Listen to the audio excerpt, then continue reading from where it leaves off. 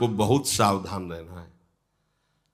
और प्रायः गलती सोते समय करते हैं उपासक की, कोई प्रपंच की बात याद करते हुए या मोबाइल देखते हुए या कोई गंदी चेष्टाओं का आपकी रात बेकार चली जाएगी। अगर गंदी चेष्टा हो गई तो सुबह भी बेकार हो जाएगी, दिन भी बेकार हो जाएगा, निरुत्साहित हो जाओगे। सोते समय आपको समय नहीं देना व्यर्थ चिंतन का। उसी समय विषय चिंतन होता है, उसी समय विषय भोग की आकांक्षा जागृत होती, उसी समय विषय देखने की इच्छा होती। मोबाइल है तो जिस समय आप अपनी शैया पर जाएं स्विच ऑफ कर दें। उसमें मैसेज घंटी आने का कोई भी रास्ता मत रखें। मान लीजिए आप उपासक हैं भगवत प्राप्ति के, 30-35 वर्ष ये नहीं था तो सब मर नहीं गए थे। और बोले इमरजेंसी, जब इसकी 30-35 वर्ष से पहले इसकी कोई रचना नहीं थी, मुझे लगता है, क्योंकि 30-35 वर्ष में ही इसका विस्तार देखा है। नहीं तो कभी किसी के पास मोबाइल नहीं। कोई बड़े अधिकारी तो इतना बड़ा वो, इतना बड़ा वाला वो ऐसे रखते थे, नहीं तो मोबाइल तो हमें लगता है 30-35 वर्ष। तो फिर इमरजेंसी कैसे चलती थी, कैसे चलती थी इमरजेंसी? और आप ब्रह्मा हो क्या कि इमरजेंसी संभाल लोगे? स्विच ऑफ करो।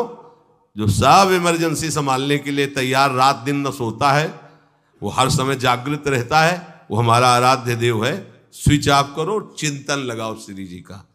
ये जो रात्रि के शयन के समय मोबाइल में इधर उधर दृश्य देखने हैं, अपने सर्वनाश का बीज बोना है। मान लो, हमारी प्रार्थना मान लो, ये उस समय मन आपको परेशान करेगा जब कमरे की सिटकिनी अंदर से बंद होगी। सबसे प्रार्थना है रात्रि के शयन के समय। तो बोले फिर ठीक है 10 बजे तक देख लेंगे मोबाइल, इसके बाद शयन के समय भजन कर लेंगे। होगा ही नहीं। क्या तुम देखना चाहते हो? प्रिया प्रीतम के सिवा और कुछ क्या देखना चाहते हो? वो तो सुभग सुंदरी सहज सिंगार, सहज शोभा सर्वांग प्रति सहज रूप वृषभानुनंदिनी। हमारी स्वामिनी जी की सुंदरता छुपाने के लिए आभूषण पहनाए जाते हैं, औरों को तो आभूषण सुंदरता बढ़ाने के लिए। यहां छवि के छिपाए को ऐसे के दास होके क्या देखोगे मोबाइल में? क्या देखना चाहते हो? वासना की क्रीड़ा, और तुम उस क्रीड़ा को देखना चाहते हो? परमार्थ के पथिक हो। देखना है तो प्रभु को देखने की वृत्ति रखो, अन्यथा मूंद लो आंखें। प्यारे, महान फल प्राप्त करोगे। सबसे प्रार्थना है एकांत में मोबाइल रूपी दुश्मन से बचो। क्योंकि जब आप गंदी बात कहीं देखोगे तो आपके अंदर वैसे ही चिंतन बनेगा, वो ऐसे ही लगेगा मैं भी ऐसा करूं, मैं भी ऐसा भोगूं, मैं भी ऐसा देखूं। मान लीजिए आप, जब हमारे शास्त्र कहते हैं कि पशु पक्षियों के मैथुन को भी नहीं देखना है, अगर ऐसा एक बार दृष्टि पड़े तो मानसिक प्रणाम करके दोबारा दृष्टि न देना। और आप मोबाइल में ऐसी चेष्टाएं देखोगे, कैसे आप भगवत भजन करोगे? कैसे भगवत प्राप्ति का उद्देश्य रख पाओगे? ये कलयुग की बहुत महीन चाल है कि उसके बिना काम नहीं चलेगा और हम तुम्हें काम से युक्त कर देंगे। इसके बिना काम चलेगा नहीं, तुमको रखना पड़ेगा। और जब तुम इसे रखोगे तो हम काम अपना कर लेंगे। कलयुग ने कहा हम अपनी व्यवस्था बना लेंगे। यहां कह रहे जब आप नींद में जा रहे हैं तो बिल्कुल मानो मृत्यु शैया पे जा रहे हैं। आपको उस समय नाम जप में बहुत ध्यान देना है, कहीं मन बहक ना जाए। तो क्या होगा, 5-6 घंटे जो आप लेटोगे ना, वो भी भजन हो जाएगा। हमारा जो सततम योमाम स्मरति नित्यशा है ना, ये पूरा हो जाएगा। नहीं उस समय हम सो जाएंगे तो हमारा 6 घंटे का भी योग हो गया, 6 घंटे भजन रुक जाएगा।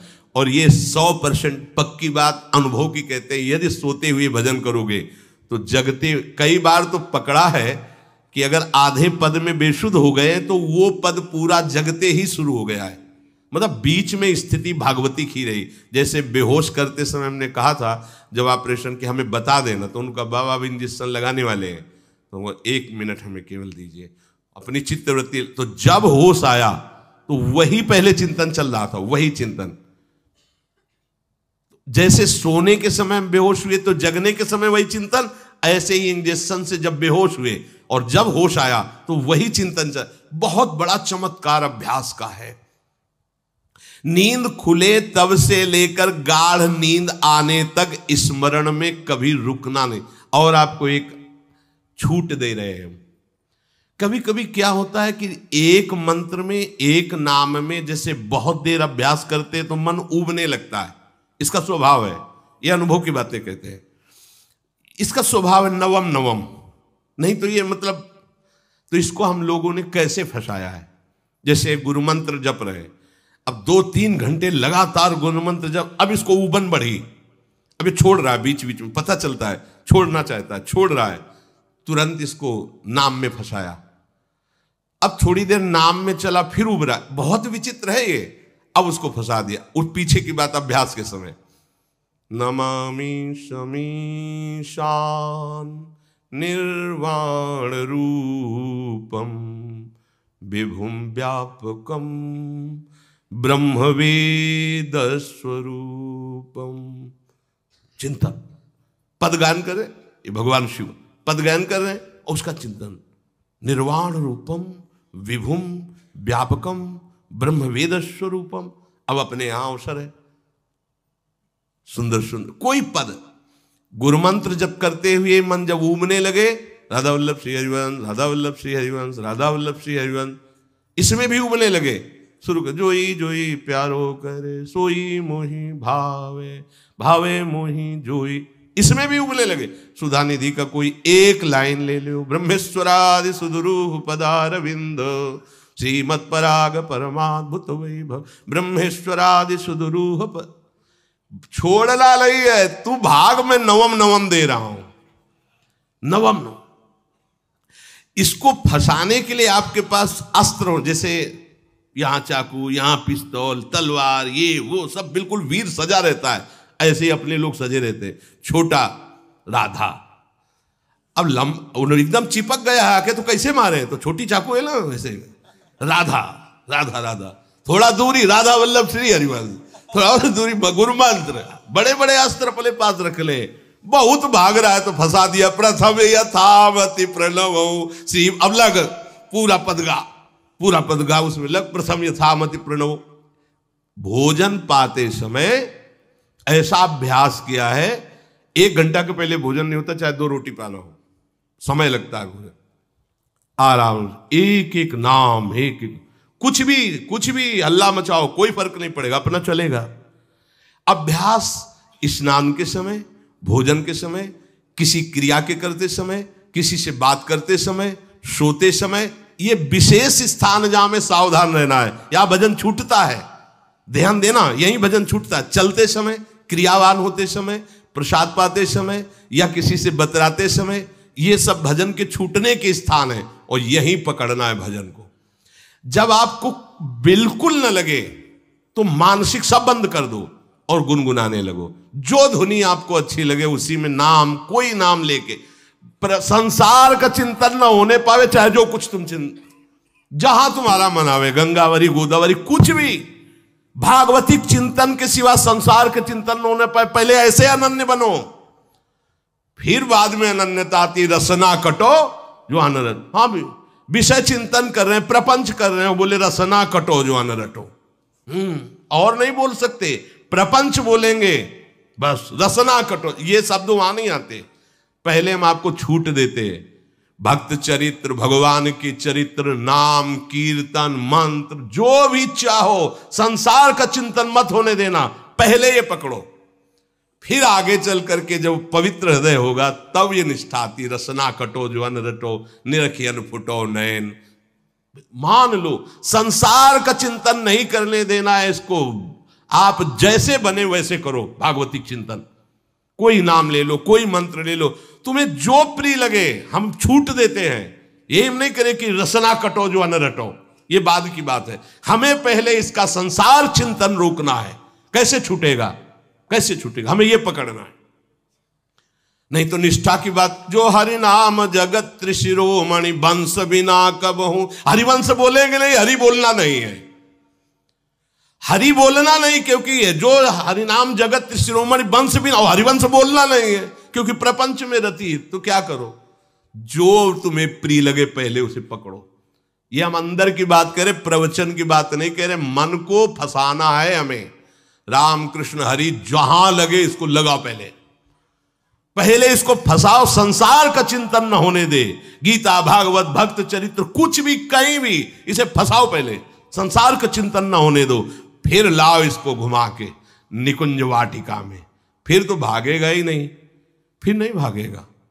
अब सीधे निकुंज वाटिका में किसी महाभाग्यशाली गुरु आश्रित का लगेगा, अन्यथा बहुत प्रपंची मन है, आप आश्रय इधर का लोगे, प्रपंच का चिंतन करोगे, बात बनेगी नहीं। चिंतन छोड़ना है हमें, जैसे बने तैसे संसार का चिंतन छूट जाए तो हम विजय को प्राप्त होंगे। ध्यान दीजिए, इस परमात्म तत्व को वही प्राप्त कर पाता है जिसका राग बीत गया है, खत्म हो गया है, वैराग्यवान।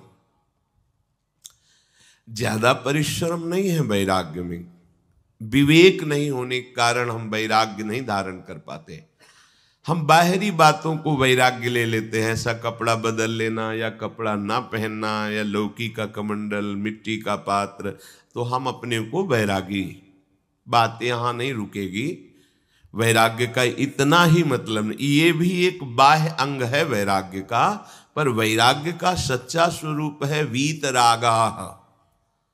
कहीं कुछ भी अच्छा नहीं लग रहा, कोई भी सुख आकर्षित नहीं कर रहा, लोक लोकांतर की प्रतिष्ठा, मान, सुख, ऐश्वर्य, व्यक्ति, कुछ अच्छा नहीं, राग खत्म हो गया। ऐसा उस अक्षर ब्रह्म को, अविनाशी तत्व को जान पाता है। जगते भयो फिरे बैरागी, जैसी हरिवंश प्रपंच बंच सब ये काल ब्याल को खायो। हालत यह है कि जैसे सांप ने मेढक को पकड़ रखा और मेढक सामने पतिंगा को, कीड़े को पकड़ना चाहता है, उसे यह पता नहीं कि मैं खुद किसी का कवल बन चुका हूं, वो एक झटके में मुझे अपने पेट में ले जाएगा। ऐसे ही हम सब हैं, काल के द्वारा ग्रसित है, काल ने हमें पकड़ रखा है, पर हम भोग भोगना चाहते हैं, हम नाना प्रकार की मान प्रतिष्ठा पाना चाहिए, ये पता नहीं एक झटके में हमारा अस्तित्व ही खत्म हो जाएगा। जिनके अंतःकरण में किसी भी व्यक्ति, वस्तु, स्थान, पद, प्रतिष्ठा का राग ही नहीं रह गया है, उसे कहते हैं वैराग्यवान। वीतरागाः, राग ही नहीं है। जिनका अंतःकरण निष्पाप निर्मल हो चुका है, जिनके हृदय में केवल भगवत प्राप्ति की उत्कट लालसा जागृत हो गई है, ऐसा साधन संपन्न उपासक परमात्म तत्व में प्रवेश पाता है। अध्यात्म मार्ग की ऊंचाई पर वो स्थित हो जाता है। यदि छंतु ब्रह्मचर्यम चरंती, जिनकी इच्छा एकमात्र भगवत प्राप्ति की है, यदि छंतो, तो उनको क्या करना होगा? ब्रह्मचर्यम चरंती, ब्रह्मचर्य का पालन करना होगा।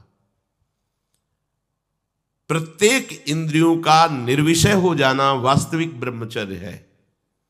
केवल जनेंद्रिय से ही ब्रह्मचर्य को नहीं लेते, हमारी प्रत्येक इंद्रिय भोगों से रहित होकर भगवत अनुराग में, नेत्र प्रभु को देखना चाहते हैं, त्वगेंद्री प्रभु को स्पर्श करना चाहती है, घ्राणेंद्री प्रभु के श्री अंग की गंध पाना चाहती है, श्रवणेंद्री प्रभु के वचन सुनना चाहती है।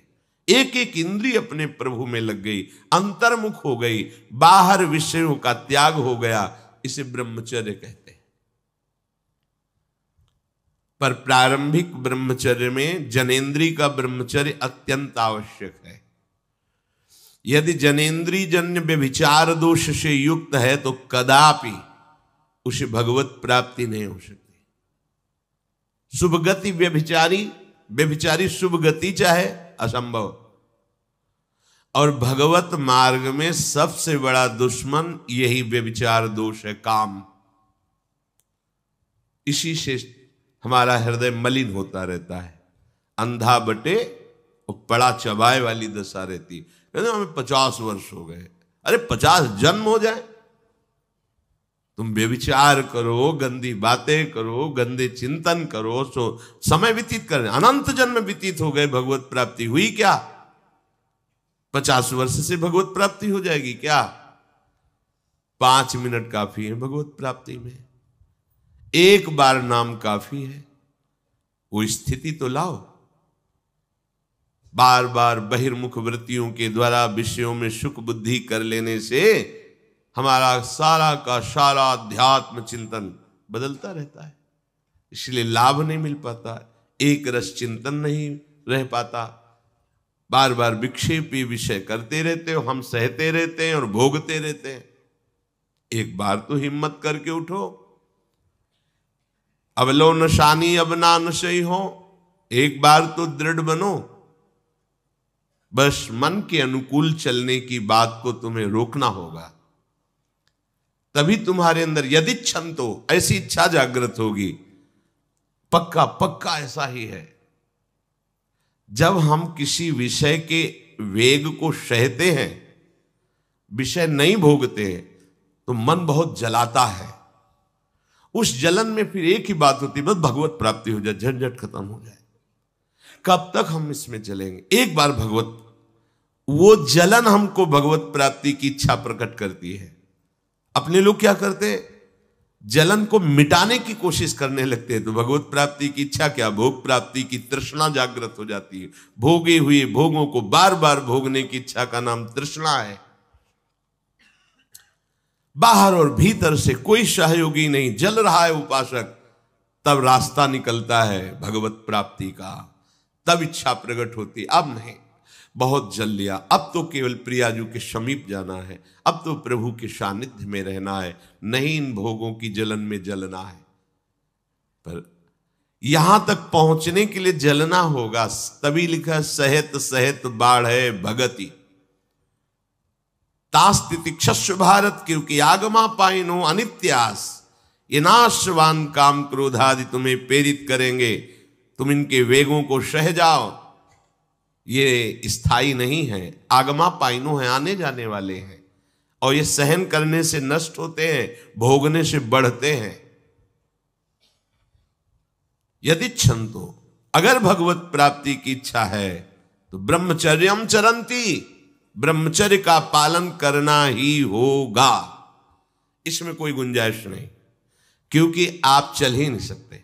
ध्यान से सुन लो, ये मनोरंजन का मार्ग नहीं है, इसमें मन ही मार तनहारिक वृंदावन में गाज, इसमें मन मारना होगा। प्रायः ये मन को दुलार करने वाले लोग कभी भाग्य से सत्संग में भी आ जाते हैं, कभी श्री विग्रह के दर्शन करने भी मंदिर पहुंच जाते हैं, कभी तीर्थ याटन भी करते हैं, पर इनका कोई लक्ष्य नहीं होता। आज सुन लिया सत्संग, बढ़िया है, लक्ष्य नहीं होता। यहां लक्ष्य वालों की बात हो रही। यदि क्षंतो, यदि तुम्हारी ऐसी इच्छा जागृत हो रही किसी जन्म में भगवत प्राप्ति करनी, तो ब्रह्मचर्यम चरंती, आप सच्ची मानिए, जिसके निकालने में तुमको सुख की अनुभूति हो रही, उसको रोकने में कितनी सुख की अनुभूति होगी। उन्मत्त हो जाओगे, बहुत जल्दी आपके सारे के सारे करण भगवदाकार होने लगेंगे यदि आप ब्रह्मचर्य का पालन करेंगे। शरीर स्वस्थ, हल्का, मन प्रसन्न, नींद आदि पर विजय, कितने गुण ही गुण। और ब्रह्मचर्यहीन आलस्य, प्रमाद, भोगों का चिंतन, मन का डिप्रेशन में पहुंचना, कमर में दर्द, टांगों में दर्द, सर में दर्द, घबराहट होना, बिना किसी कारण के मन भयभीत हो रहा है, भोजन अपच हो रहा है, बिना किसी प्रक्रिया के वीरनाश हो रहा है, बिना किसी प्रक्रिया के। काहे को मृत्यु स्वयं स्वीकार कर रहे हो, ये मृत्यु है। चाहे भगवान दत्तात्रेय जी बोल रहे हैं या भगवान कपिल देव जी बोल रहे हो, जब उपासक को संबोधन करते हैं भगवत प्राप्ति के लिए, तो कहते हैं कि इस भोग वृत्ति को साक्षात मृत्यु रूप देखो, ये मृत्यु है तुम्हारी। जब शरीर राग त्यागना है तो तुम शरीर से भोग भोगोगे तो आसक्ति शरीर की पुष्ट होगी। आसक्ति भोग सुख की पुष्ट होगी, है नहीं। कितने दिन शरीर रहेगा, कितने दिन भोग रहेंगे। विचारवान बनो, ब्रह्मचर्यम चरंती, ब्रह्मचर्य का पालन करो। उपासक जो ब्रह्मचारी होता है उसका खिला हुआ चेहरा रहता है, जैसे कमल खिला हुआ, बिना किसी कारण के उसकी मुख मुद्रा में प्रसन्नता होती है। जो ब्रह्मचर्यहीन होता है बुझा हुआ चेहरा होता है, तेजहीन, बिना किसी कारण के वो शोकग्रस्त लगता है। बैठा है, आपको लग रहा है शांत है, लेकिन आप चेहरे को देखो, वो एक शोकग्रस्त है, कुम्हलाया हुआ चेहरा, अशांत चेहरा। मुख प्रसन्न, तन तेज विराजा, यह है ब्रह्मचर्यम चरंती, भगवत आराधन संपन्न उपासक का। जैसे आग में पैर रखते हुए कोई चले तो कैसे चलेगा, ऐसे ही ब्रह्मचारी की पहचान है। इतनी स्फूर्ति उसके अंदर होती, जैसे आग में चलने वाला पूरा पैर नहीं रख पाएगा, अगला कदम रख देगा क्योंकि ताप लग रहा है, ऐसे उसकी स्फूर्ति होती पैरों में। उसकी आंखें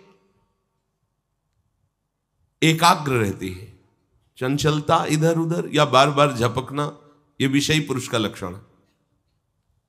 बार बार पलक झपकना, यह विषयी पुरुष का लक्षण है। इधर उधर ताक झांक, चंचलता, ऐसा बैठे तिनका तोड़ रहा है, पैर हिला, ये सब विषयी पुरुष के लक्षण है। ये तो बिल्कुल साधारण स्पष्ट दिखाई देता है आदमी विषयी है या ब्रह्मचारी, एक सेकंड में लक्षण होते हैं। आपको जब भगवत मार्ग का अवसर मिला है तो गृहस्थ हो, संतान हो गई, ब्रह्मचर्य से रहो। नहीं चाहिए संतान तो भ्रूण हत्या, गर्भ हत्या जैसे महापाप करने की क्या जरूरत है। उसी वीर से संतान उत्पन्न होती है जिसको आप नष्ट कर रहे हो, जिसको आप ऐसे पानी में बहा रहे हो, व्यर्थ फेंक रहे हो, तो उसको भ्रूण हत्या का पाप लग रहा है, तो तुमको पुण्य लग रहा है, वीरपात कर रहे हो तुम्हें भी वही हत्या लग रही है, क्योंकि उसमें वही जीवात्मा है जो मां के गर्भ में जाके बालक रूप धारण कर लेती है, उसको तुम नष्ट कर रहे हो। पर बुद्धि भ्रष्ट हो गई है, समझ में नहीं आता। लोक को जानता है ना, परलोक को जानता है ना, हित को जानता है ना, अहित को जानता है। अभी उसका ब्रह्मचर्य किसी काम लायक नहीं हुआ और वो उतर गया व्यभिचार में, क्या होगा उसका जीवन। अगर आप वाणी में संयम में रहते हैं ना, वो और भजन करते हैं और सत्य बोलते हैं, तो आप जो बोलेंगे वही होगा। श्रवणेंद्री से गंदी बातें सुने, वाणी से गंदी बातें बोले, रसेंद्री से गंदा भोजन करें और सोचे ब्रह्मचर्य रह जाएंगे, तो बिल्कुल नहीं, कदापि नहीं। ब्रह्मचर्य कोई खिलवाड़ नहीं है। अब जो इस मार्ग पर, अध्यात्म मार्ग पर, आनंद मार्ग पर चलना चाहते हैं, तो उनको एक इंद्रिय के संयम के लिए पांचों इंद्रियों पर संयम करना होगा, ज्ञान इंद्रियों पर। एक बात सुधारने के लिए, ब्रह्मचर्य का रक्षा तभी वो उपासक कर सकता है जब सर्वतोभावेन ब्रह्मचर्य होगा। एक जनेन्द्रीय के ही ब्रह्मचर्य की पुष्टता का जब आप लक्ष्य कर लोगे, तो उसकी पुष्टता के लिए आपको सर्वतोभावेन ब्रह्मचर्य धारण करना पड़ेगा। सर्वतोभावेन नेत्र का ब्रह्मचर्य, जो नेत्र किसी को भी देखकर भोग कामना कर लेते हैं, भोग बुद्धि से देखते हैं वस्तु को, व्यक्ति को, किसी को भी, ये नेत्र से व्यभिचार हो रहा है। इसीलिए सावधान रहना चाहिए। जैसे नाटक, सिनेमा आदि हैं, वहां तो जान रहे हो चित्र हैं, पर उनमें जो अभिनय करने वाले जन हैं वो तो संसारी जन ही है ना। उनका पहनावा, ओढ़ावा, हाव भाव, अंग प्रत्यंग, अगर आप भगवत भाव से युक्त है तो संपूर्ण सृष्टि में कहीं भी दृष्टि जाए अपने प्रभु की भावना होती है। पर वहां तक पहुंचने के लिए आपको ये त्यागना होगा ना। आप किसी का अनुकरण न करें, आप अपनी स्थिति को देखें। अगर आप किसी का अनुकरण करते हैं कि हमने उनको देखा है, वो टीवी देख रहे हैं, तो टीवी में क्या देख रहे हैं, कहाँ स्थिति है, हमें क्या पता। हमको जहां पहुंचना है उसके लिए हमारे लिए बाधक है, हमें नहीं देखना है। अगर आप माना कि कोई नाटक ही देख रहे हैं, कोई ऐसे सीरियल ही देख रहे हैं, पर उसमें अभिनय करने वाले तो संसारी भोगी पुरुष ही है ना, आप कोई त्यागी जितेंद्री महात्मा को थोड़ी देख रहे हैं, तो उस देखने में तन्मयता आती है। जिसको हम देखते हैं उस पर हम आसक्त होते हैं, तभी तो उसका सुख दुख अनुभव होता है। देखो कोई ऐसी रोने वाली सीन आए तो रोना आ जाएगा, हंसने वाली आ जाए तो हंसना आ जाएगा, ऐसे तो उसका प्रभाव हम पर पड़ रहा है ना। तो हम किसी के अभिनय करने वाले के अंग प्रत्यंग को देख रहे हैं और वो कामुक होकर कोई काम चेष्टा कर रहा है या कोई ऐसा, वो सारा का सारा मन कवर कर रहा है आपका। और एकांत होते ही फिर जो मन अपना मनमानी करवाएगा आप नहीं सह पाएंगे। इसलिए नेत्र का ब्रह्मचर्य सबसे पहले शुरू कीजिए। आपको वो चीज नहीं देखनी, वो बात नहीं पढ़नी, वो दृश्य नहीं। श्रीमद् भागवत में वर्णन है, कोई पशु पक्षी भी मैथुन कर रहा हो, अचानक दृष्टि गई तो मानसिक प्रणाम करके दोबारा दृष्टि नहीं जानी चाहिए। इसीलिए लिखा है कि आप एक धनुष भूमि को देखकर, एक धनुष, इसमें किसी की हानि नहीं होगी, आपकी भी हानि नहीं होगी। आप एक धनुष भूमि देख करके ही चलिए, मतलब बहुत लंबी दूरी देखने की जरूरत नहीं है, बहुत दृष्टि उठा करके इधर उधर गर्दन हिलाने की जरूरत नहीं है। और जैसे कि कोई टक्कर मार सकता है, तो देखो जिनको प्रारब्धानुसार टक्कर लगनी होती है ना, वो चाहे जितनी सावधानी से चलो, वो प्रारब्ध आकर के दंड देता है। अन्यथा सीम की चाप सके को तासु बड़ रखवार रमापति जासु। आप जा रहे हो भगवत चिंतन करते हुए, तो प्रभु का नाम आपका पहरेदार अंग रक्षक है, कोई बाल भी बांका नहीं कर सकता। आपका प्रारब्ध यदि आया है, प्रभु से पास हो गया है कि आपको ये दंड मिलना चाहिए, फिर मिलेगा। आप निश्चिंत रहिए, निर्भय रहिए। प्रभु का जो विधान है वो मंगल करने वाला है।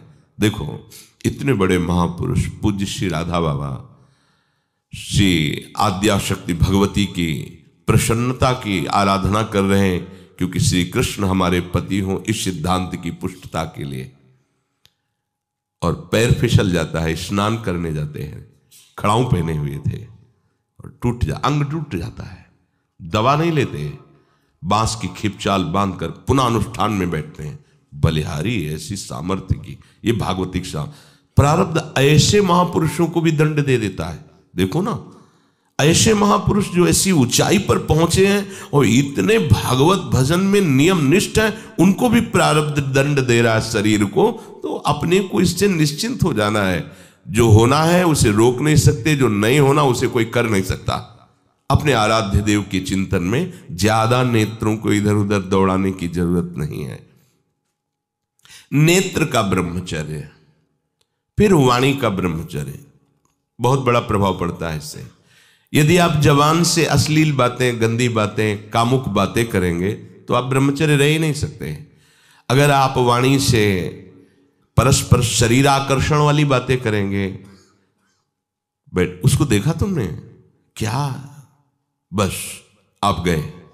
चाहे वो स्त्री शरीरधारी साधक हो या पुरुष शरीरधारी, परस्पर आकर्षण संबंधी यदि वाणी खुली आपकी, तो वाणी के व्यभिचार से आपका जनेंद्री का व्यभिचार प्रारंभ हो जाएगा। आप रोक नहीं सकते, नहीं रोक सकते। इसलिए वाणी से भी कोई ऐसी वार्ता ना कीजिए जिससे आपके अंदर काम वेदना बढ़े। श्रवणेंद्री का, कान से गंदी बातें, व्यभिचार की बातें, कामुक बातें सुनना जिससे हमारे हृदय में कामना जग जाए, बिल्कुल नहीं। भले वो किसी को लेकर टीका टिप्पणी की जा रही हो, देखो वो साधक है, उसको हमने देखा वहां ऐसे देख रहा था, वैसे कर रहा था, वो तो आपको समझ में आ रहा है कि किसी साधक की बात कर रहे हैं, वो तुम्हारे नाश के लिए उपाय कर रहे हैं जो आपको ऐसी बात बता रहे हैं। क्यों? क्योंकि आप भी तो साधक हैं। श्रवणेंद्री का व्यभिचार हो रहा है। आराध्य देव के सिवा और कोई बात कान से सुनना उसे व्यभिचार कहते हैं। इसलिए महाप्रभु कहते श्रवण फूटो जो अन सुनो। ऐसा हमारा अगर कान कुछ और सुने तो फूट जाए, नेत्र कुछ और देखें तो ये नेत्र नष्ट हो जाए, वाणी कुछ और बोले तो मुख हो जाए। हमारी श्रवणेंद्री का व्यभिचार नहीं होना चाहिए। धर्म की बात, अपने आराध्य देव की बात, शास्त्र सम्मत बात हम श्रवण करें। अन्यथा अगर कोई ऐसा मित्र है या हमारा साथ में रहने वाला है, कोई किसी भी साधक की को लेकर बात कर रहा है, तो भी हमें कान में उंगली डाले नहीं।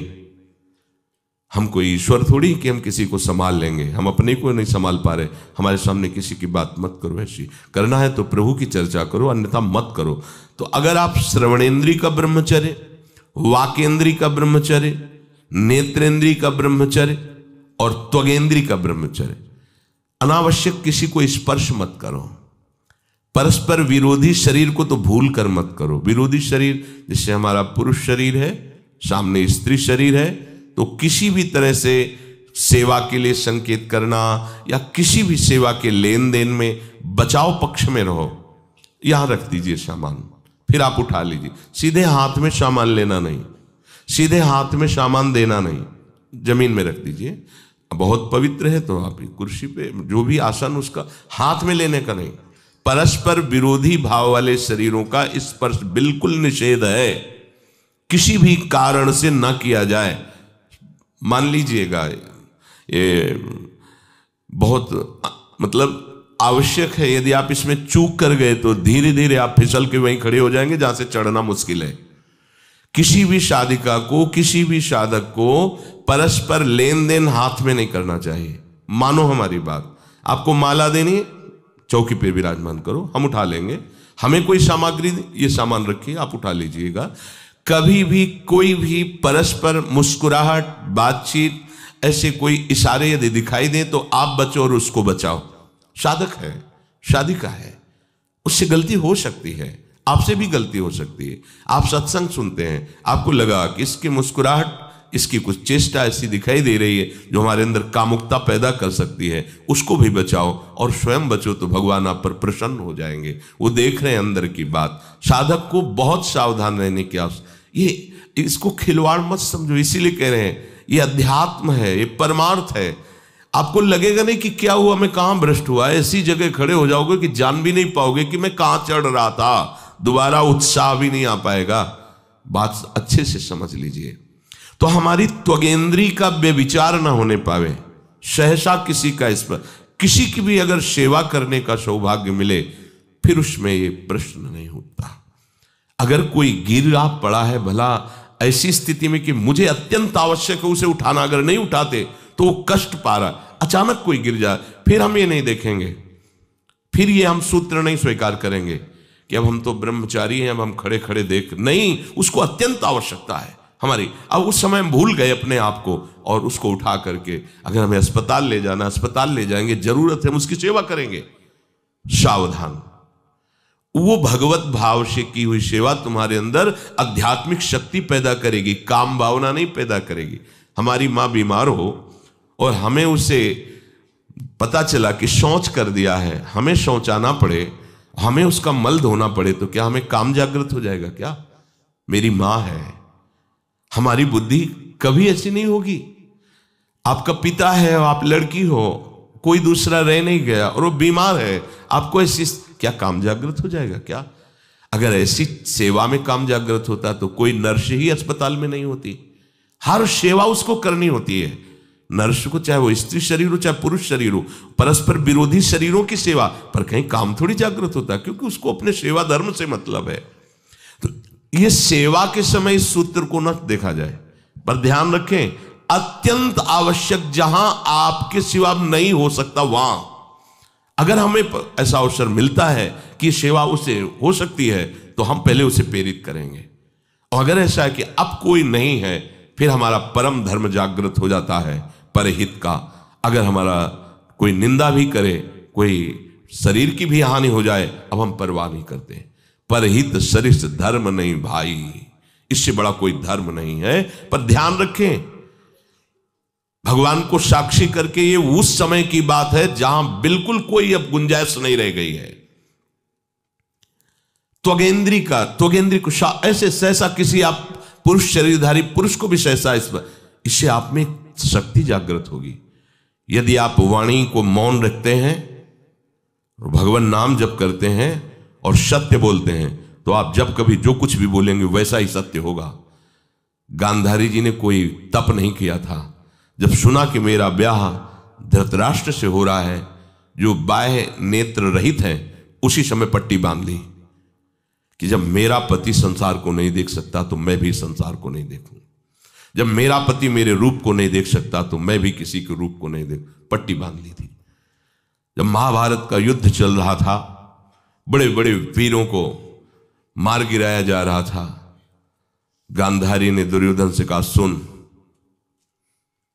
मुझे पता है कि भीम की गदा को तू झेल नहीं पाएगा, क्योंकि सबसे बड़ी बात भगवान का वरद हस्त उनके ऊपर है। दूसरी बात, वो पवन पुत्र है, वो जब अपने आवेश में आ जाएगा तो तेरी सामर्थ्य नहीं कि उसकी गदा के प्रहार को तू सह सके, पर मैं तुझे शक्ति प्रदान करूंगी। मैं एक पतिव्रता हूं, आज तक कभी पति का वरण करने के बाद कुछ देखा नहीं है। मैं अपने नेत्रों की पट्टी खोलूंगी, तू नग्न होकर मेरे सामने आ जाना। मेरी दृष्टि पड़ते ही वज्र का शरीर तेरा हो जाएगा। किसी के सामर्थ्य नहीं कि तेरे उस अंगों को तोड़ सके। भगवान सब कुछ जानने वाले हैं। भगवान भक्त पक्षपाती होते।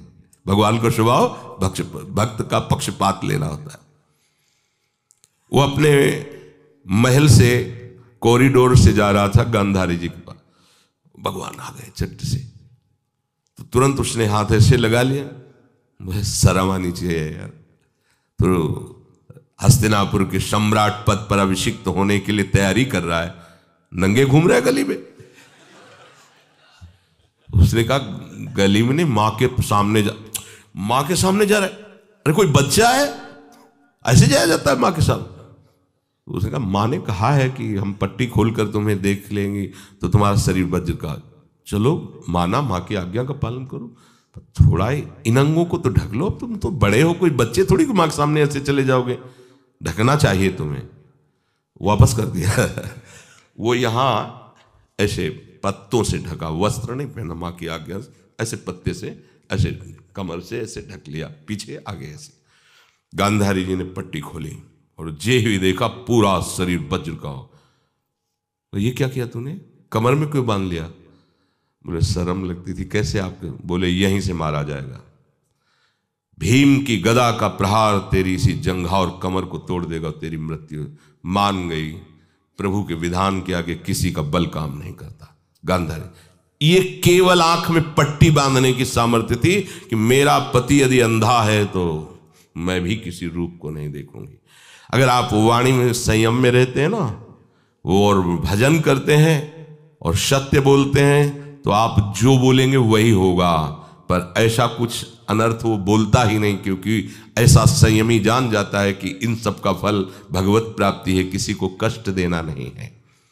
एक एक इंद्री का जब आप ब्रह्मचर्य संयम करोगे तब आपका वीर संयम होगा। ध्यान रखना, आप नेत्रेंद्री से गंदे चित्र देखें, श्रवणेंद्री से गंदी बातें सुने, वाणी से गंदी बातें बोलें, रसेंद्री से गंदा भोजन करें और सोचे ब्रह्मचर्य रह जाएंगे, तो बिल्कुल नहीं, कदापि नहीं। ब्रह्मचर्य कोई खिलवाड़ नहीं है। जो ये तो हुआ इंद्रियों का, फिर आता है अंतःकरण का ब्रह्मचर्य। हमारा मन काम की तरफ तभी जाता है जब उसको निज सुख नहीं मिलता। ध्यान रखना, सृष्टि में जितने भी दुर्गुण दुराचार होते हैं उनमें दो प्रधान होते हैं, एक काम भोग और एक धन, और सब छोटी मोटी बातें हैं। प्रायः जितने भी हिंसा होंगी, जितनी भी भयानक घटनाएं होंगी, भयानक युद्ध होगा, उन दो में अंतर्गत ही होगा, दो के अंतर्गत ही होगा। या उसका कहीं ना कहीं काम से संबंध, स्त्री संबंध से या धन संबंध से है। चाहे जो भी घटना हो उसको देख लेना, प्रधानता दो में ही होगा, कंचन और कामिनी। कीर्ति में कीर्तिवान तो कोई बिरले ही होते हैं, तो वो तो बहुत आगे की बातें हैं। पर प्रायः जितने भी युद्ध हैं, जितनी भी हिंसा है, जितना भी भयानक कुकृत्य है, इन दो में ही होता है। उपासक को ये बात समझनी चाहिए, मन को समझाना चाहिए, सच्ची मानी। मतलब वाणी में शब्द नहीं होता इन बातों को बताने का, यदि कहीं मन को समझाना चाहिए। देखो, अपने लोग उपासक हैं, हम जहां जहां आसक्त हो रहे हैं उसमें हमारे मन का केवल भ्रम है। शरीर के द्वारों में कहीं सुख है, घृणित द्वारों में कहीं सुख है। अगर सुख होता तो इनके भोगने के बाद हृदय कह देता कि अब कछुनाथ न चाहिए मोरे, शांत हो जाता। फिर ऐसा क्यों होता है कि उसको एक जगह तृप्ति नहीं होती? क्योंकि वहां सुख है नहीं। फिर सोचता है शायद उसमें हो, उसमें हो, उसमें हो। पूरे के पूरे युग के युग व्यतीत हो गए, कल्प के कल्प व्यतीत हो गए भोगते हुए। क्या सुख मिला? क्या स्त्री शरीर सोचता है पुरुष शरीर में सुख है, पुरुष शरीर सोचता है स्त्री शरीर में सुख है, या आदि आदि। अगर सुख होता तो पूरे ब्रह्मांड में पशु पक्षी कीड़ा मकोड़ा सब मैथुन धर्म से युक्त हैं, ये सब सुखी हो जाते हैं ना। जो जितना भोगा सकते उतना ही दुखी। देख लो, अशांत, क्लिष्ट, परेशान और पापाचरण युक्त। ये क्या है? मन को समझाइए। वैरागी भगवत मार्ग का पथिक मन के द्वारा ऑपरेशन करता है हर वस्तु का। ये सब, इसको ऐसा ना समझे कि बड़ी गुप्त बातें हैं। गुप्त बातें हैं प्रिया प्रीतम के दिव्य चिदानंदमय रहस्य की। ये गुप्त बातें नहीं, इनको समझो खोल करके। यदि आप किसी भी तरह से हस्तमैथुन आदि के द्वारा, गंदे दृश्य देख करके, गंदी क्रियाओं के द्वारा आप अपना नाश करते रहेंगे तो ना आप इस लोक में सुखी रहेंगे ना परलोक में। मान लीजिएगा, ये बातें ना तो कही जाती हैं और ना सुनी जाती हैं और ना समझी जाती हैं। इसीलिए हमारा बहुत ही आगे की पीढ़ी जो सनातन धर्मावलंबी, जो भागवत, हर देश से महान भारत देश को क्यों कहा गया? ऐसा भी है कि अन्य देश स्वीकार किया जाता है कि वो हमसे धनी है, स्वीकार किया जाता है कि वैज्ञानिक तत्वों में भी वो हमसे आगे हैं, पर भारत को महान धर्मशाली देश कहा गया है। कोई भी किसी भी देश का धर्मगुरु हो हमारे देश में आएगा और हमारी ऋषियों के सूत्रों से ही अपने धर्म को पुष्ट करेगा। साप का मूल जड़ भारत धर्म का है। कहीं भी हो, कहीं भी देख लो, चाहे जिस देश का नाम लो, कहीं ना कहीं किसी भारत के ब्रह्म ऋषि की छाप लेकर के डोल रहा है। भारत भोग प्रधान देश नहीं है, भारत धर्म प्रधान देश है। यहां धर्म गुरुओं के द्वारा धर्म स्थापना करके चलाया जाता है। यहां आज जो हम समझ रहे हैं कि बाहरी परिपाटी हमारे भारत में आ जाए तो भारत आधुनिक और सर्वश्रेष्ठ देश माना जाएगा, कभी नहीं। भारत अपनी परिपाटी से चलता है, तब सब देशों के ऊपर राज्य करता है। किसी भी देश में न पतिव्रता मिलेगी न यति मिलेगा, ब्रह्मचर्य का कहीं नामो निशान नहीं मिलेगा। ये भारत देश में ही मिलेगा। यहां ब्रह्मचारी मिलेंगे, यहां सती मिलेंगे, यहां प्राणपण से धर्म का पालन करने वाले मिलेंगे। अब हमारे जो नई पीढ़ी है वो आधुनिकता को स्वीकार कर रही।